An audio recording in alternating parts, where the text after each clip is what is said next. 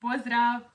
Ja sam Izabela Laura i odgovaram na vaša pitanja o brendiranju. Jedno takvo pitanje je i kako se pozicionirati, odnosno što to uopće znači. Pozicioniranje nije baš najjednostavniji pojam, tako da niste sami u tome, no ja bih ga pokušala ovdje usporediti sa percepcijom koju vaši kupci imaju o vašem brendu. Dakle, što vaši kupci misle i osjećaju o vašem brendu? Kako ga doživljavaju? U koji pretinac su ga u svojoj glavi smjestili?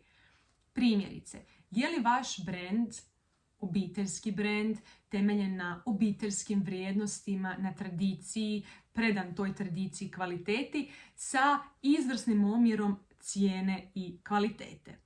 Možda je vaš brend namijenjen samo odabranima, ekskluzivan brend koji zadovoljava neke vaše najdublje želje.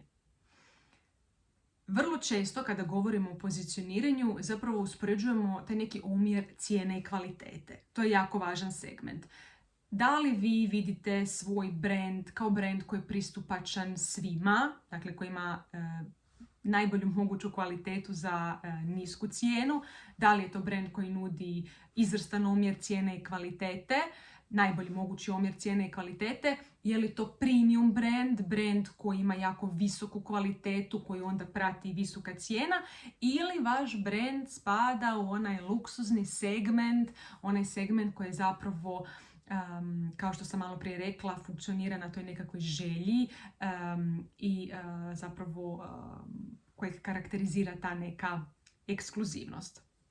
Trebate razmisliti o tome gdje vi u ta 4 kvadranta vidite svoj brend, ali isto tako koji su razlikovne značajke vaš brenda, kakav je vaš brend, koje su vrijednosti na kojima temeljite svoj brend, jer je to nešto s čime ćete onda zapravo upotpuniti i nekako oživiti tu sliku koju želite da vaši kupci o vašem brendu imaju. Nadam se da vam je ovaj video bio koristan, da sam barem malo vam pojasnila što to znači pozicionirati se, negdje se ugnjezditi u percepciji vaših kupaca.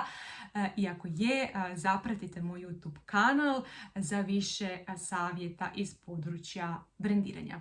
Vidimo se!